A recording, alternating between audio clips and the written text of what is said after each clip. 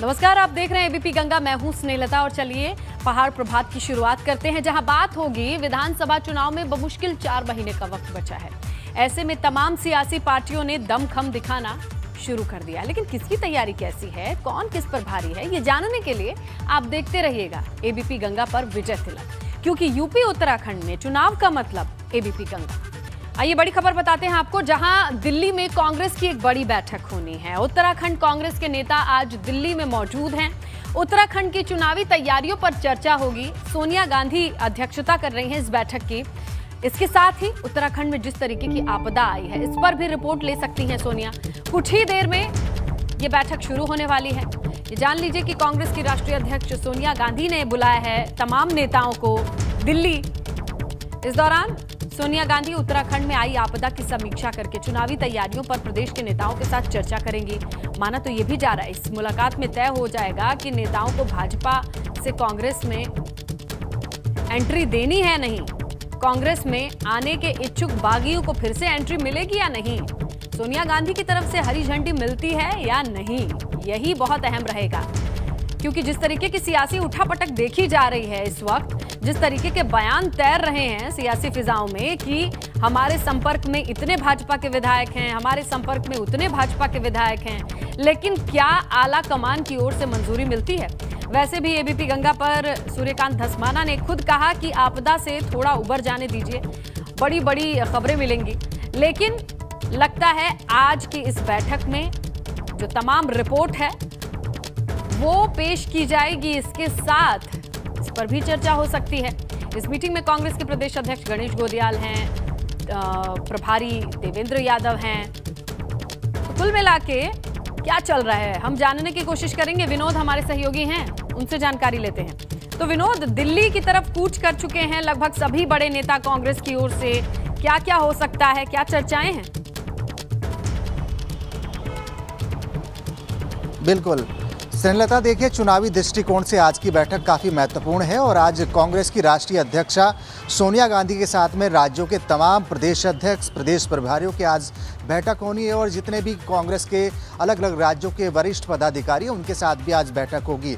जिन राज्यों में चुनाव हैं उन दृष्टिकोण से बहुत ही काफ़ी महत्वपूर्ण बैठक है और जितने भी प्रदेश प्रभारी हैं, प्रदेश अध्यक्ष हैं, वो अपने अपने राज्यों से तमाम रिपोर्ट कार्ड सोनिया गांधी को सौंपेंगे और उसके अलावा तमाम जो भी चुनावी रणनीति है, चुनावी मंथन है, उसके बारे में आज की रूपरेखा इस बैठक में होने वाली है। उत्तराखंड में भी स्नेहलता करीब 3 महीने बाद में चुनाव होना है और आखिरकार चुनावी रणनीति क्या होगी, जिसको लेकर आज पूरी रूपरेखा प्रदेश अध्यक्ष गणेश गोदियाल और प्रदेश प्रभारी देवेंद्र यादव आज कांग्रेस अध्यक्षा सोनिया गांधी के समक्ष रखेंगे और रिपोर्ट कार्ड राज्य का सौंपने वाले हैं। और जिस तरह से अभी चुनावी रणनीति उत्तराखंड में किस तरीके पर है और कांग्रेस कमेटी धरातल पर किस तरीके के काम कर रही है, वो तमाम रिपोर्ट कार्ड आज चुनावी मंथन के दौरान इस बैठक में रखने वाले हैं तमाम पदाधिकारी।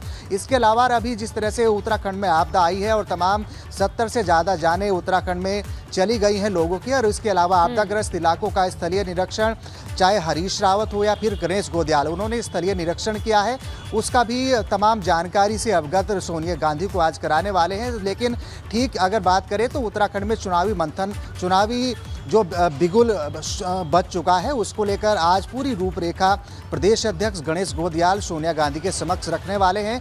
मौजूद उसके साथ में प्रदेश प्रभारी देवेंद्र यादव भी रहेंगे और इसके अलावा तमाम राज्यों के प्रदेश अध्यक्ष, प्रदेश प्रभारी और जितने भी वरिष्ठ पदाधिकारी हैं आज दिल्ली में ये इस मीटिंग में तय होगा। आने वाले वक्त में क्या होगा इस मीटिंग में तय होगा और देखना दिलचस्प होगा कि इस मीटिंग के बाद उत्तराखंड आकर, देहरादून आकर किस तरीके का माहौल कांग्रेस बनाती है, क्या क्या बदलाव देखने को मिलता है। आप नजर बनाए रखिएगा विनोद।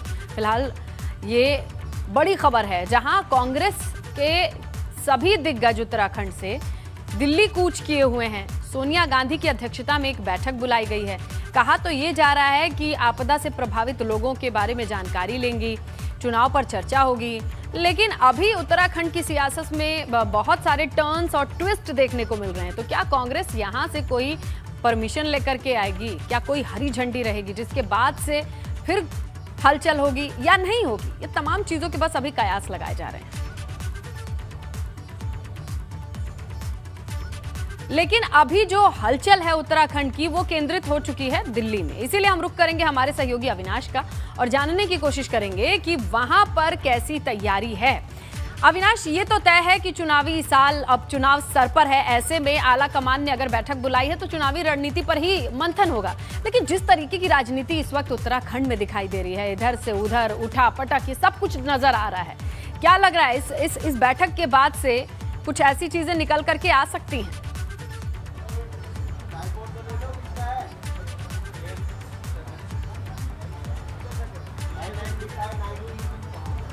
अविनाश, तो हमारे सहयोगी अविनाश है जो दिल्ली पर नजर बनाए हुए हैं कि किस तरीके से अब चुनावी सरगर्मियां तेज हैं। आला कमान ने अगर ये बैठक बुलाई है तो इसके मायने बेहद खास हैं। और दिल्ली पर अविनाश, अगर आप तक आवाज पहुंच रही है मेरी, तो यही जानना चाहेंगे कि चुनाव इतना नजदीक है कि हर एक बैठक में बड़ी रणनीति पर चर्चा हो सकती है। देखिए, अब हरदा भी फ्री हो गए हैं पंजाब के प्रभार से, क्या माना जाए?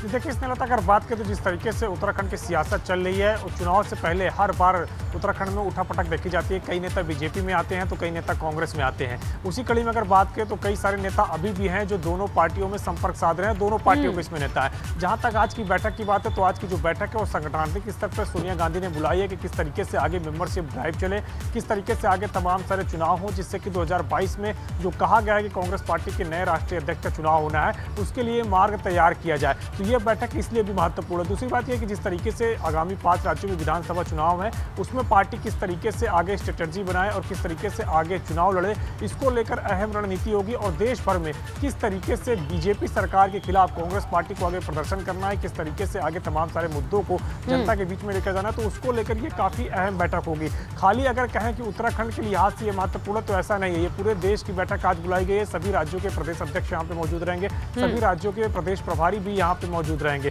तो इसलिए खाली उत्तराखंड पे केंद्रित करना इस बैठक को गलत होगा, क्योंकि उत्तराखंड के भी प्रदेश अध्यक्ष और प्रदेश प्रभारी यहाँ पे रहेंगे, वो अपनी उत्तराखंड की बातें यहाँ पे रखेंगे। और जिस तरीके से जो बातें निकल कर आ रही हैं, कई सारे बीजेपी के नेता कांग्रेस के संपर्क में है, तो बीजेपी भी यही बात कह रही है कि कई सारे कांग्रेस के नेता हमारे संपर्क में है। लेकिन जब तक कोई चला नहीं जाता है किसी पार्टी में, तब तक ये कहना जल्दबाजी होगी कि हाँ। लेकिन अविनाश, उत्तराखंड में जिस तरीके से चीजें दिखाई दे रही हैं, कैबिनेट मंत्री का इधर से होना उधर होना हम देख पा रहे हैं, तो निगाहें बिल्कुल इस मीटिंग में, भले बाकी राज्य से भी कांग्रेस आई हो, लेकिन सबसे ज्यादा उठापटक तो कह सकते हैं उत्तराखंड में ही दिखाई दे रही है। इसीलिए आप नजर बनाए रखिएगा। फिलहाल शुक्रिया अविनाश, जो जानकारी आपने दर्शकों तक पहुंचाई है।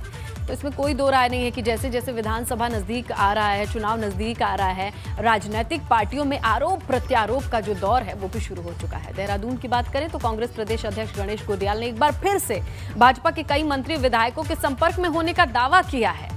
गोदियाल ने कहा है कि कांग्रेस का माहौल इस समय बसंत की तरह हो चुका है और वातावरण को देखकर लोग कांग्रेस की ओर खींचे चले आ रहे हैं। भाजपा ने कांग्रेस के इस दावे को सिरे से नकार दिया है। कांग्रेस पार्टी के लिए ये समय बसंत का मौसम के समान है। ये बसंत का मौसम है हमारी पार्टी के लिए, और बहुत से लोग इस बसंत के मौसम में इस सुहावने वातावरण में घुलना मिलना चाहते हैं। अच्छी बात है, खुशी की बात है, लेकिन साथ साथ ये आश्वासन अपने कार्यकर्ताओं को देना चाहूँगा कि हमारे वो कार्यकर्ता जो पिछले 5 साल से विभिन्न विधानसभा क्षेत्रों में पूरे मनोयोग से पार्टी के साथ निष्ठा के साथ लगे हैं, मेहनत कर रहे हैं, उनके हितों के साथ कोई अनदेखी नहीं होगी। केवल मैं कह सकता हूं कि केवल राजनीतिक रूप से खुश होने वाला और इस तरह का बयान है कि जिसमें कोई दम नहीं है। हमारे सारे नेता एकजुट हैं और आने वाले चुनाव की तैयारी में जुटे हुए हैं। हमारी तैयारी पूरी तरह से है।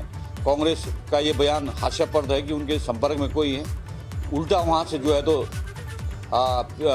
वहाँ से छोड़ के लोग भारतीय जनता पार्टी में आ रहे हैं और कई लोग यहाँ संपर्क में हैं। लेकिन जैसा पहले कोई इतनी ज़्यादा रुचि नहीं ली गई, इस कारण से जो है तो इस विषय पर मुझे लगता है कि कांग्रेस केवल राजनीति कर रही है और अनावश्यक बयान दी। इस वक्त बड़ी खबर मिल रही है। आज राज्यसभा सांसद और भाजपा के राष्ट्रीय मीडिया प्रभारी अनिल बलूनी हल्द्वानी के दौरे पर रहेंगे।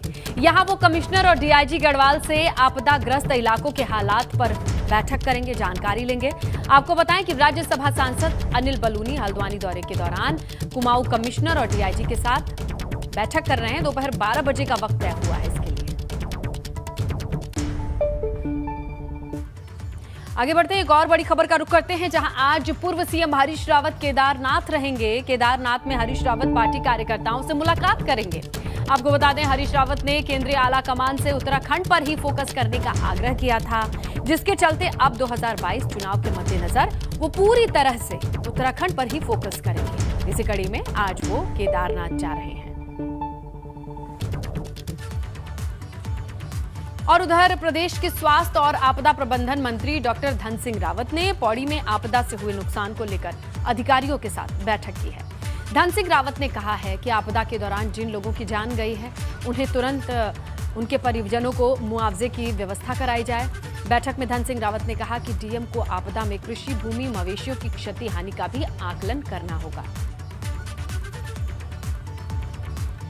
और सोमवार को डीजीपी अशोक कुमार उधम सिंह नगर पहुंचे। उन्होंने आपदाग्रस्त इलाकों का दौरा किया, लोगों की समस्याओं को सुना। डीजीपी ने अधिकारियों को निर्देश दिए कि आपदा पीड़ितों को कहीं आने जाने में कोई परेशानी ना हो। ट्रैफिक पुलिस को गाड़ियों की चेकिंग के दौरान डॉक्यूमेंट से जुड़ी राहत देने के निर्देश हैं। साथ ही उन्होंने बताया कि आपदा को देखते हुए नए बैच पुलिस कर्मियों की भर्ती होगी और उनकी ट्रेनिंग कराई जाएगी। इसी लिहाज से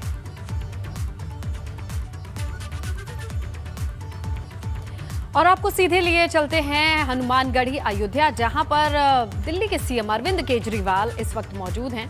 पूजा पाठ के साथ ये तस्वीरें आ रही हैं। अब लगता है रामलला के दर्शन के लिए आगे बढ़ रहे हैं, क्योंकि हनुमानगढ़ी में पूजा पाठ की तस्वीरें थोड़ी देर पहले ही हमने आपको दिखाई थी और अब लगता है दर्शन कर चुके हैं। जानकारी आपको दें, अपडेट यही है कि उन्होंने दर्शन कर लिया है और अब लगता है प्रेस से, मीडिया से मुखातिब भी होंगे। देखना होगा बातचीत करते हैं कि नहीं, लेकिन फिलहाल दर्शन पूजन का कार्यक्रम हो चुका है। यही अपडेट है। अयोध्या में आज ये दूसरा दिन है।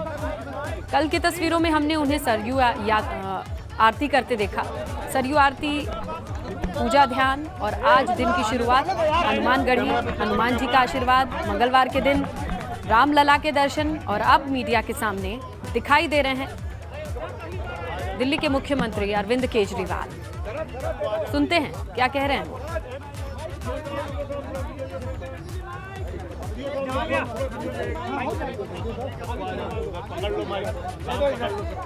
तो देखिए, उत्तर प्रदेश की सियासत में आपकी एंट्री, निगाहें तो हैं, लेकिन अब रामलला के दर्शन और हनुमानगढ़ी से आशीर्वाद लेने के बाद अरविंद केजरीवाल क्या कहते हैं, ये जानना और सुनना बेहद जरूरी हो जाता है। अब चुनाव बहुत नजदीक है। सियासी सरजमी ढूंढने की कड़ी में क्या स्ट्रैटेजी होगी, रणनीति क्या होगी। जय श्री राम। देखते हैं राम जन्मभूमि का दर्शन किया, रामलला का और हनुमानगढ़ी का। आज मुझे सौभाग्य प्राप्त हुआ राम जन्मभूमि में श्री रामचंद्र जी के दर्शन करने का। कल रात को सरयू माँ की आरती की थी हम लोगों ने। आज सुबह हनुमानगढ़ी जाके हनुमान जी के दर्शन किए और अभी श्री रामचंद्र जी के दर्शन किए। मैं भगवान से प्रार्थना करता हूँ अपने देश के लिए कि सभी देशवासी हमेशा खुश रहें, सबका मंगल हो। जो कोरोना से अपना देश पीड़ित है, ये कोरोना बीमारी ख़त्म हो और सब लोग हमारे देश के अंदर सुख शांति से जिएं और खूब विकास हो हमारे देश का। ऐसी मैं भगवान से प्रार्थना करता हूँ। आज मुझे सौभाग्य प्राप्त हुआ भगवान जी के दर्शन करने का। मैं चाहता हूँ कि ये सौभाग्य हर भारतवासी को प्राप्त हो, हर भारतवासी को मौका मिले। सब लोग चाहते हैं कि वो आएं और यहाँ पे आके दर्शन करें, भगवान जी के दर्शन करें, यहाँ पे जन्मभूमि में आके, अयोध्या आके दर्शन करें। तो मैं चाहता हूँ कि सब लोगों को ये मौका मिले, सब लोगों को ये सौभाग्य प्राप्त हो।